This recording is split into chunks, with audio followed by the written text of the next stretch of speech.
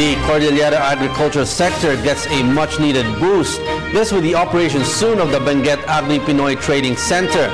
Jonathan Llanes reports. Secretary Proceso Alcala sees high hopes for Benguet farmers when the operation of the Benguet Agri Pinoy Trading Center starts in the coming months.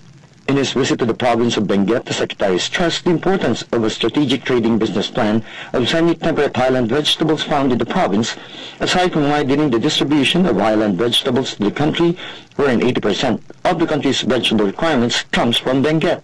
Alcala pointed out the elimination of middlemen who earns more than the farmers once Baptiste's operations goes full swing. So we really need to prepare yung ating pong mga magsasaka, and we are now yung mga possible na mga buyers natin sa lowland naman.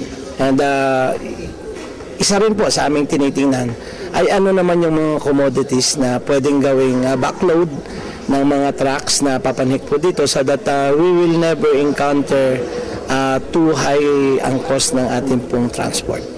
The agriculture SAR said good agricultural practices and a stronger standard for quality will be implemented by Baptiste to gain more from its projected increase in income. Kailangan pong ma-introduce natin dito yung pagkakaroon ng sorting.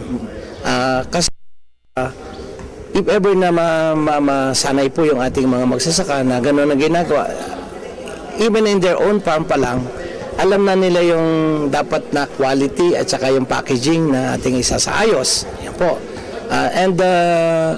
As we have observed, kung meron pong ganong sorted yung kaniyang mga produkto, magsasaka rin po ang mas higit na nakikinabang dahil mas better price po yung naibibigay ng mga bumibili. Alcala projects an improvement in the future Benguet farmers through the facilities provided for by government. Ang importante po ay yung magsasaka natin dito sa Benguet, sa buong paligid ng lugar na ito, na magkaroon po ng variation.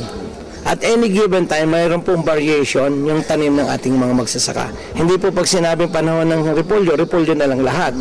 So, dapat po ang repolyo is maging whole year round, ang carrots ay maging whole year round. Yung po majority talaga ng upland vegetable ay magkaroon ng whole year round. At kasi ito naman po ay talagang part siya ng good agricultural practice para po yung crop rotation sa kanilang mga taniman ay naisasagawa. From the city of Baguio for the People's Jonathan Llanes.